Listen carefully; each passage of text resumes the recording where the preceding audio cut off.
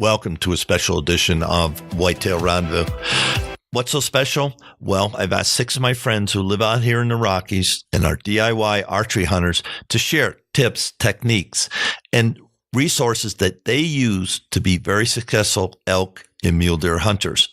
One thing you got to remember, April 4th, 2017 is the closing of applications for applying for limited elk and mule deer. All the mule deer tags in Colorado are by draw only. Now, there's many areas in Colorado where you can apply for an elk, or you can choose to take an over-the-counter tag. As you might imagine, there's fewer hunters in the limited draw areas, but you still can get a tag, and we have hundreds of thousands of acres of Forest Service land, so you can pick the place you want to hunt. Talking about picking a place, there's no better research tool than GoHunt.com Insider. And I have Brandon Evans as a guest on the show, and he's going to lead off telling you why GoHunt.com is the place to go, why Insider will give you all the information that you need to know about hunting Colorado. Why? Because I wrote many of the big game unit profiles. What does that mean? You're going to find at GoHunt.com how many preference points it takes. What's the class of trophy that's in there? Is it a 260 bull, a 300 bull, or a 350 bull? As you might imagine, a 350 bull, if it's in a limited draw area, it's going to take a heck of a lot of preference points. It might take years, but they'll still give you the opportunity to use their resource tools to find a place that has 265 bulls, Pope and Young bulls, and you can get an over-the-counter tag. So Brandon Evans from GoHunt.com Insider is going to share how, why, when, and where you can be a successful DIY hunter in the state of Colorado for elk and mule deer. Oh, one thing I want you all to remember, you need to listen to the whole show to get the promo code. What's the promo code going to do? When you sign up to be a member of GoHunt.com Insider, you will be given a Sportsman Warehouse gift card. How much is that gift card? Well, you're going to have to listen to the end of the show to get that. Hey, folks, sit back, relax, and dream about hunting elk and mule deer in the Rockies, specifically in the state of Colorado, coming up this fall. Welcome to another episode of Whitetail Rendezvous. This is your host, and this is a special edition of DIY elk hunting brought to you by GoHunt.com. And I have Donnelle Johnson on the phone. Donnelle is the co-owner of Hunt Data. If you haven't heard about Hunt Data, Donnelle's going to share what, why, and how, and why you should consider it being a DIY hunter from out of state, even if you're in the state of Colorado. Donnelle, welcome to the show. Thank you, Bruce. It's awesome to be with you today. So, Donnelle, let's just get the promo out of the way and in a minute or two, tell people about Hunt Data and why they should consider utilizing Hunt Data for their DIY hunt in the Rockies. You know, Bruce, when I moved here back in 1991 and we started hunting here, it was pretty overwhelming. There's a lot of national forests in Colorado, and we have some of the biggest elk herds in the nation. And there's a lot of public ground, but you have to know where you're at, the boundaries. You have to know by season what time of year you can be in there.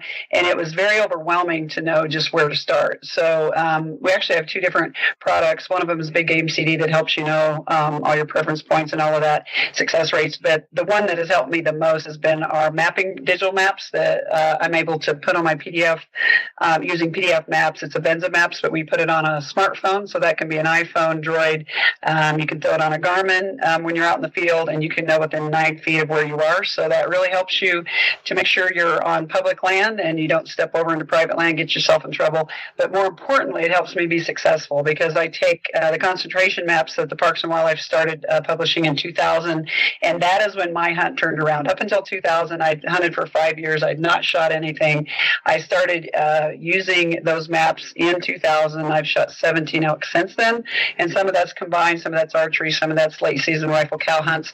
But it's helped me get into the concentrations on the animals where 90% of the herd is going to be from a 10-year study that they've done.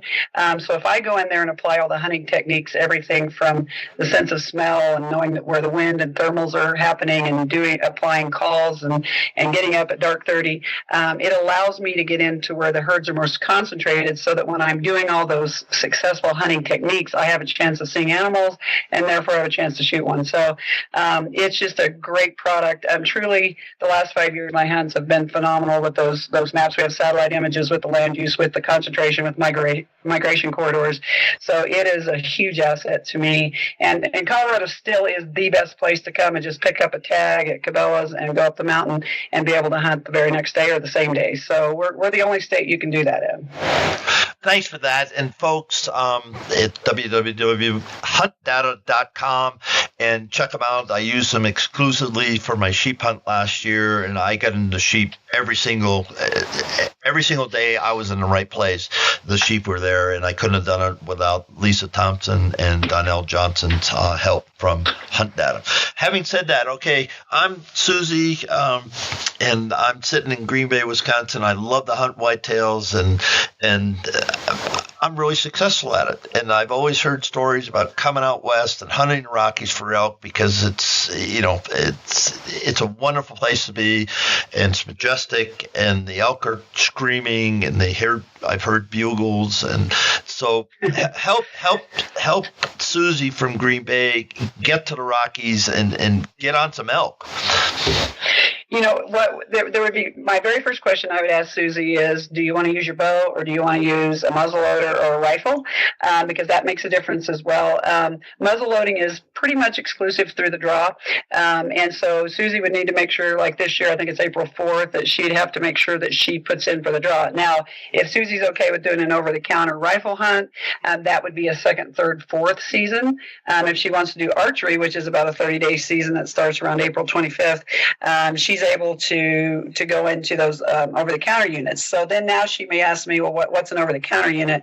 That's where I pull up my big game CD and I'd say, show me the units that are over-the-counter, and it lights up. We actually have a map they can load to her smartphone or to Google Earth, and she can actually, we have it color-coded, so she can know, make sure that she's within a unit that is an over-the-counter. And over-the-counter just means it requires 0 points. So I can go to any licensing agent, anything from Walmart, Bass Pro, Cabela's.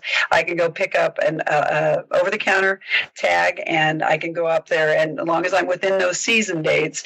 And again, let's say Susie loves archery because she doesn't like it when it's cold, and she likes the changing color of the leaves.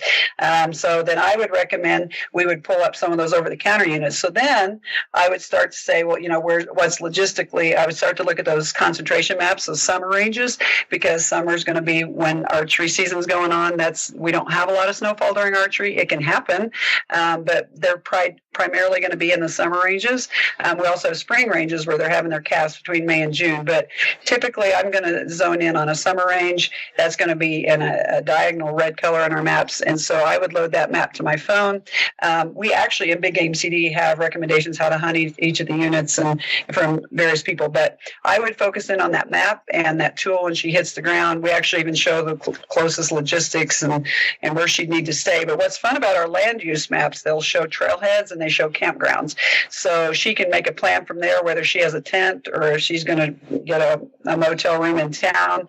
I'd ask her, how adventurous is she? Would she want to be able to be out there with the animals? And does she want to pack all that extra gear? Does she have all that extra gear? Because it can be overwhelming, the very first time you go, because it costs a lot of money at the end of the day to buy a tent and a really good sleeping bag and et cetera, et cetera. So, I don't want that to be a barrier to her. So if it is, I would pick a place where she could drive into services, whether that's a 30-minute drive at night to get into a hotel if she just is thin-skinned and she doesn't want to be out there in the Rockies. But if she does, and she does have the gear, then I would recommend that she stay out as close as she can to where she's hunting. Obviously not in the animals, because I see people make that mistake a lot. They'll put their tent right where they're coming through in the morning and the evening, and their scent blows the animals out. So, you got to pay attention to things like that as well. So I would help her with those maps. When we moved here from Texas, we're not Texans, but it was pretty overwhelming just to know where to start. There's a lot of Rocky Mountains and there's a lot of elk. And thanks for that. And, so Susie is going to put in for tags. She does draw her tags. She's notified by DLW, and she does have a friend that's coming along. And she is adventurous. So she's decided, I'm going to either do it one or two ways. I'm going to go DIY all the way, set up my own camp, and just roll with what we have, or I'm going to do a drop camp. And a lot of folks out there who want to hunt the Rockies don't have the gear and don't want to go spend a couple $1,000s. That would take the gear up and get the mountain tent. I'm not talking about a Walmart tent. I'm talking about things that can stand 30 miles an hour winds, snow, rain, sleet, hail, and everything in September. This is September, folks, and that's reality. Yeah, I've been there. Right. And so's Donnelle. Been there, done that, and it does happen. It does happen. So you have to have good gear. So saying that, one option is a drop camp, and then you have to go to places like Go Hunt or Hunting Fool or Mike Eastman's journal and check those people out. Go Hunt is sponsoring this, so we actually go ahead. Yeah, go ahead. Sorry. I would say we actually have that in our BMCD as well. We have the outfitters in there. And so there's a lot of places to get them. I'd recommend go to Go Hunt and Insider and check it out there. But having said that, so we're just going to assume that Susie and her friend, they're pretty good athletes, and they're just going to do it DIY in the mountains, and so they're going to have to get their trailhead. They may take a break. The season lasts almost 22, 30 days, doesn't it, Donnelle? It's close to 30 days. It is. It goes like about around the 25th of August to around the 26th of September every year. It's basically going through that last Sunday of the month. But yeah, you get almost a solid 30 days. And notoriously, I end up dropping my animal the last day. That's just how it goes. And one thing I would say, if you're coming out, and I'll ask Donnelle to chime in a minute, but if it's 30 days, I don't know how much vacation Susie has, but she needs, I would say, at least 10 days, especially the first year, because year one and year two, you're just finding out how to do this. Year three is when you're going to really know you're all lined out, and you'll be able to get into elk anytime you want and close the deal. Your thoughts on that, Donnelle? One of the things we do, because we have a couple of friends that have got into hunting, she brand new, just like you said, they were in Missouri and they wanted to come out. We actually took quite a crew this year out. And so what we had them do is we had them break it up. We had them come out around Labor Day weekend, because that's one less day they have to take off work.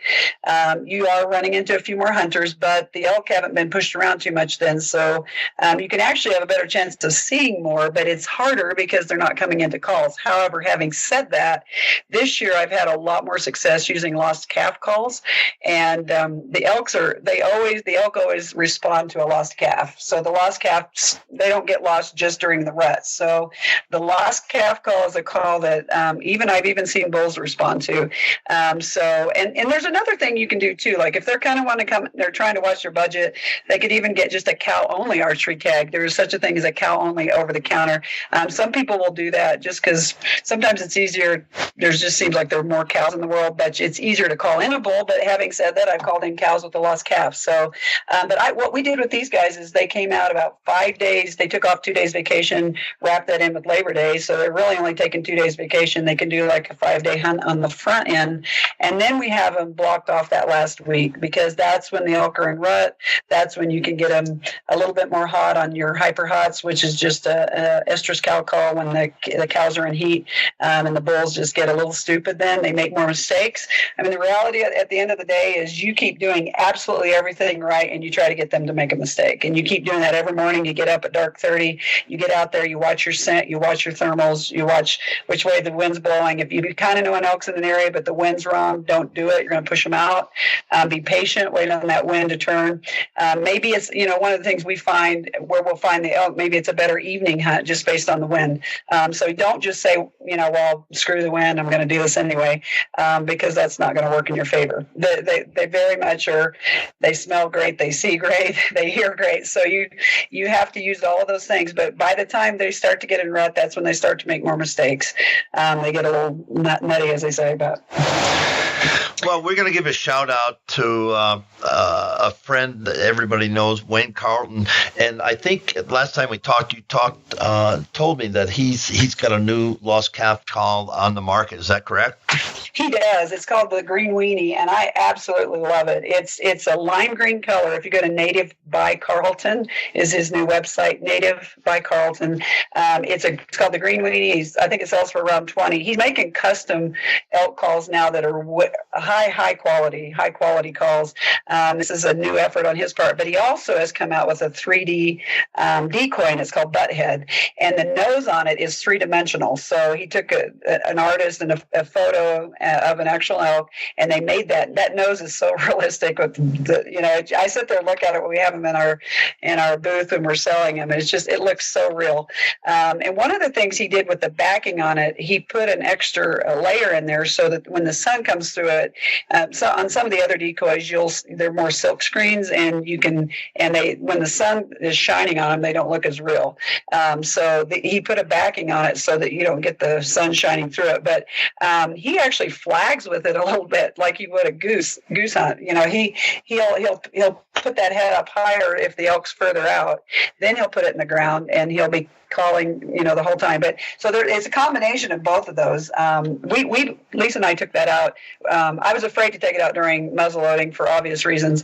But when the muzzleloading, that's when I got a hold of it. It's a brand new product. And when we got a hold of it, and that last week, we took Parks and Wildlife out on a video shoot, and we were hiking, calling, just doing a lot of all kinds of calls. When Lisa and I call, we try to just sound like a herd because we're not quiet when we move. So we just try to make it sound like it's a herd moving through, and it's worked for us many, many times.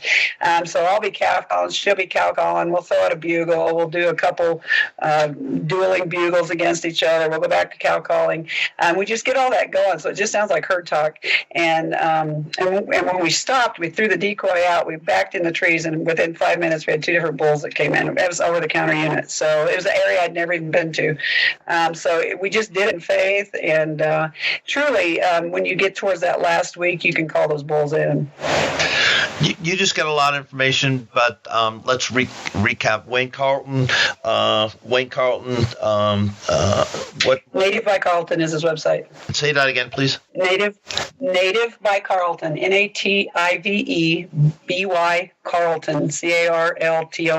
So check it out. You can see all his new products. Yeah, check it out. Wayne, as far as I know, way back when I was starting elk hunting, he came out with his Kiki run, elk call, turkey call turned into an elk call. So Wayne's a heck of a guy. He's great for the industry, and props you, Wayne Carlton. So let's get back. Okay, so Susie's in Green Bay. Okay, what kind of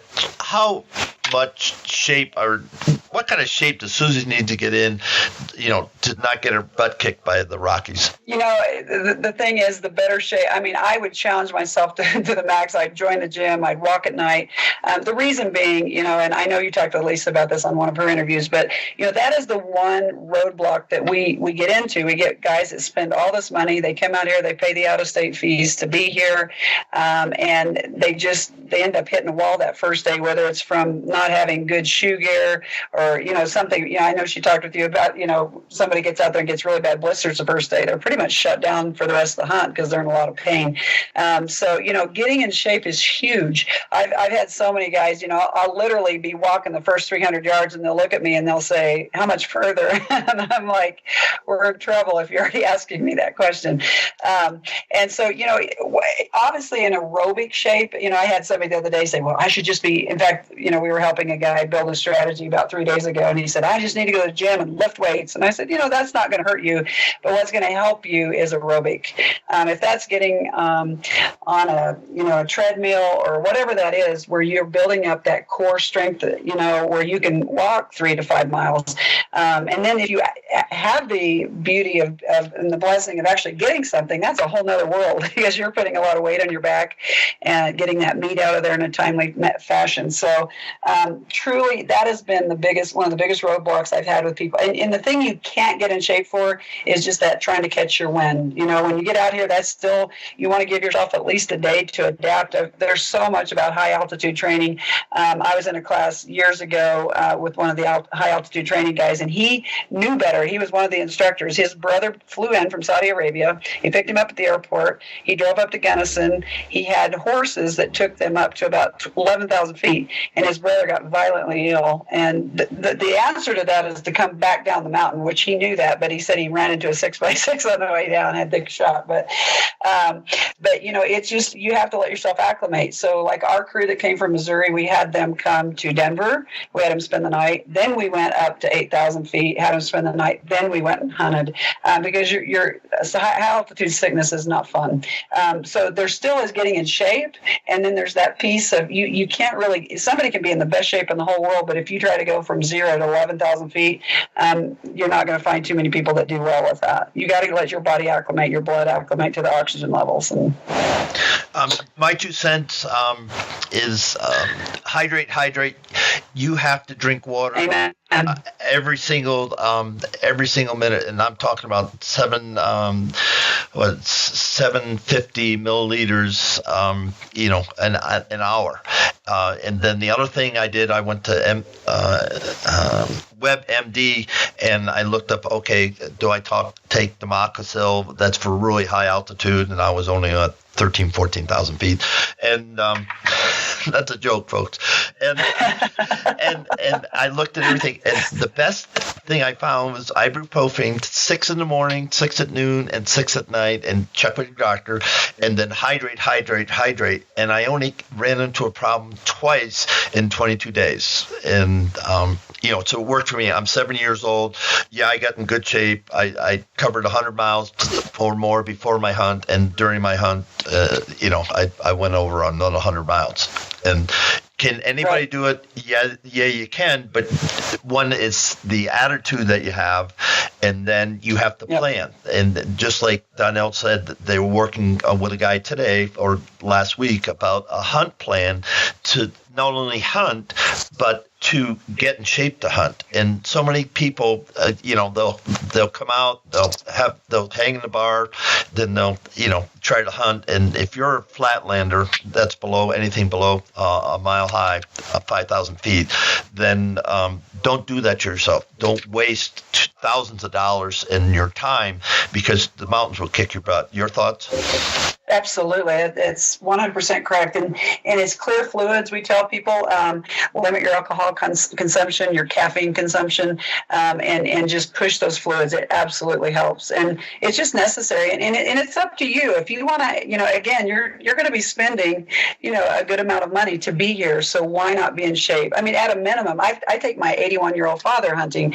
The one thing he did 2 years ago is he was just walking 3 miles at night. I mean, it made a huge difference having him do that from prior years when he's been here with me.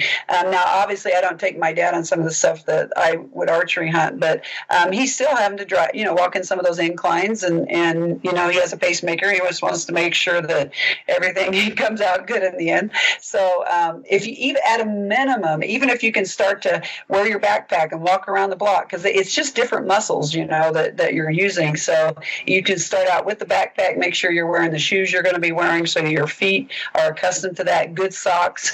I like different wool blends, that just when you get them a little bit wet, that they don't stay soaked on you. I avoid cotton. There's so much good gear out there today, a lot of the different gear and Sitka and all of the different ones that just really, once you sweat, they dry quick. And what a difference than if you wear this cotton shirt that just stays wet against your body, because that affects you too when you go to sit down and then you get chilled. That's probably the second faux pas, if you will, that you get into, is that people will get cold really quick and they just don't have the ability to sit there and be patient, because when you're moving around, it's hard to get a shot, especially if you're an archery hunter. The more you're set up with a decoy and calls and you're camouflaged into your background, your chance of getting a nice solid shot off, quality shot, is so much better than if you're hiking around. So, what the thing that we do when we're hiking is we're trying to find where they're at. because we'll start out. We have so many different ways that we do hunt. We'll go to a spot where we have maybe done trail cameras. I did trail cameras this year. Had the elk completely nailed down. I was so excited, but man, all it was 2 days, and the over-the-counter traffic really pushed those guys around. And once the hunt started, we got into elk, and my husband got an elk opening weekend. I had a shot that I had one jump the string on. I have it on video, and I actually shoot a Carbon Air $1,500 bow, and it was crazy that this elk. But my problem was on that was there was just a little bit of noise when I released, and Lisa was about 100 yards from me, and she heard me shoot. So that's not a good thing. So with your gear, I mean, when you get out there, we like to get set up and shoot some practice shots when we're up there. Make sure we didn't knock anything. That's the thing with a bow. There's so many things that you're always tweaking, and just making sure. I had one year called in 6 6x6s. The first 2 I missed, and I was like, "What is going on?" Come back, start shooting at my targets, and sure enough, my peep sight, the string on it had come loose, and it had slid maybe 1/4 of an inch, but it was just enough that I was shooting over their back.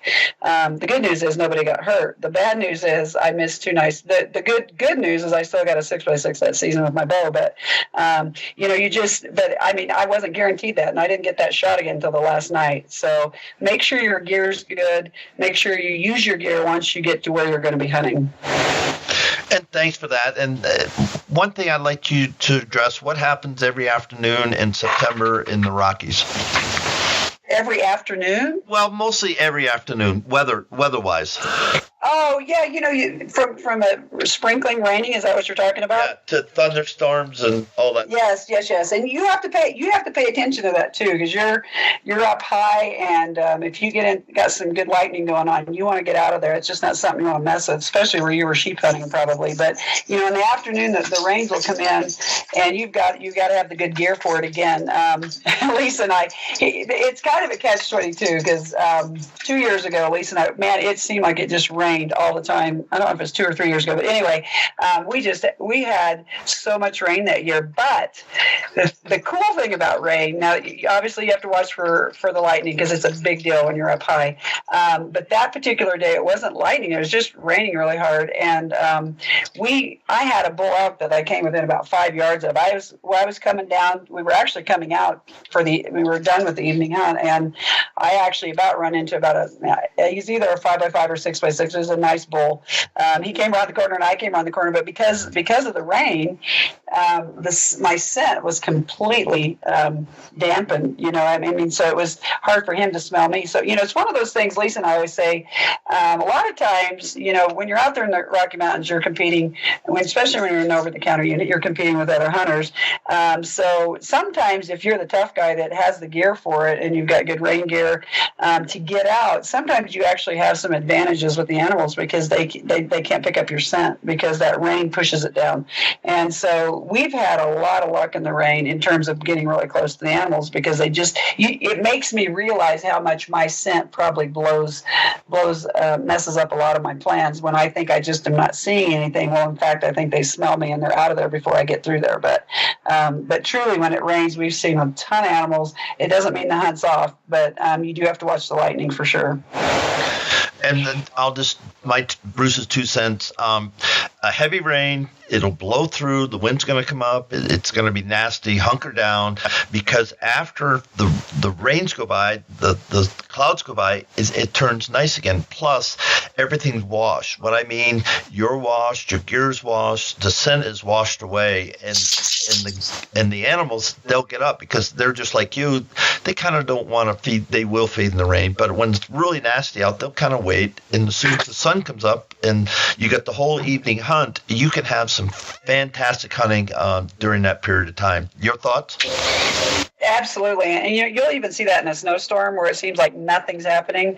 And then the sun comes out the next day and everybody's extra hungry because they've kind of hunkered down, and it just seems like everybody's active again. And like you said, everything's fresh. So any tracks you see are fresh. And so it's like it resets everything. And truly in terms of scent, it's a great thing. I think it helps you out. So I used to get discouraged with rain, but after we've had some good experiences around it, like Bruce said, if you can get some good gear, hunker. We'll even back into a cedar tree when you get, way underneath it. Sometimes it's nice and dry in there, so depending on, what that setup is. But it's definitely worth still getting in the field because by default, it eliminates your other hunters that aren't as hardcore as you probably. And ladies and guys, I know Lisa and Donnelle are hardcore, and some of the things that they do, you're not going to be able to do. But if you just listen to what Lisa was on just a day ago and Donnelle today, you can be successful. And, their drive and determination, really, I guess just their attitude of hunting and how they are determined exceeds the physical condition, everything. It keeps them mentally sharp and keeps them in the field. And so these gals are determined hunters. And, guys, if you ever hunt with them, good luck. Hey, Bruce, I have one more thing to say, and it's one of the things we actually use our tools with. When you load some of our maps like to Google Earth, one of the things I tell people too, if you're looking for where you're going to end up hunting, one of the things I tell people is to think roadless. And what I mean by that is where it's really hard for humans to get there. And by default, if you can see one of our summer concentrations or winter, depending on what you're hunting, winter concentration, if you see one of those concentrations in an area that's roadless, meaning there's not a lot of human traffic going through there, by default, when you get in there, and if it's in the national forest or wilderness, you are going to see a lot more animals. It's just how it works. They not everything. Everybody thinks it's kind of like going to Estes Park. Those elk are not normal. Most elk do not like people, and they like to be more remote and away from people. So anytime you can think roadless, so that's what's fun about loading the maps on Google Earth is you can take that bird's eye view. You can see what actual trails are there. Again, looking at trailheads, you can shade it in and out. Look at the actual satellite images and the fields behind it, and the water sources and all of that. And it'll definitely get you into some quality hunts. And with that, we're at the soft stop. So, Donnelle, let people know how to get in touch with you, and then give some shout outs, and then we're going to wrap the show. Oh, yeah. Thank you again for letting me be on your show here today, Bruce.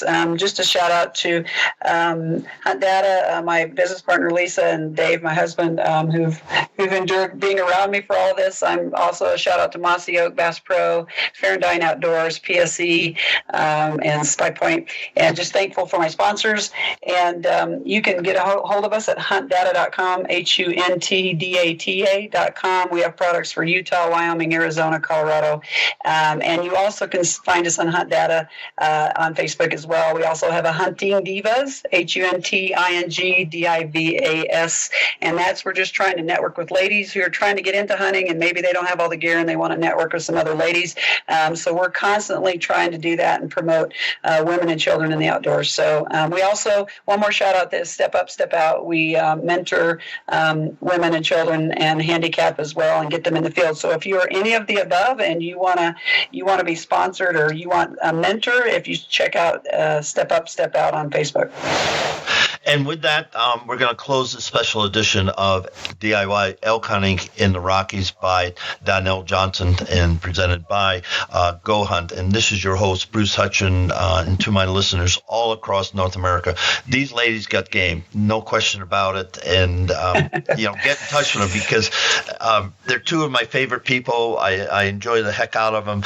And, they're ladies with a passion for hunting that's, not matched by too many people in the industry. So, Donnelle, thank you so much for being a guest on Whitetail Rendezvous. Thank you again, Bruce. As promised, here's the good stuff. When you sign up for your membership at GoHunt.com Insider, you're going to get a promo code, WR2017. Again, that promo code is WR2017. What's that going to do? Well, that's going to enable you, when you pay for your membership, to get a $50, yes, $50 Sportsman Warehouse gift card. So here's the deal. You go to www.gohunt.com/insider and fill out all the information. When it asks for promo code, put in WR2017. And when you get verification of your membership. In the mail, you will get from GoHunt.com a $50 Sportsman Warehouse gift card. Couldn't be any simpler. And I want to thank each and every one of you for listening to Whitetail Rendezvous DIY in the Rockies Special Edition. Thanks for joining us. Be sure to tune in tomorrow for another episode of Whitetail Rendezvous, where you can listen and learn from the experts so you can be more successful on your next hunt. Until next time, listen, learn, and succeed.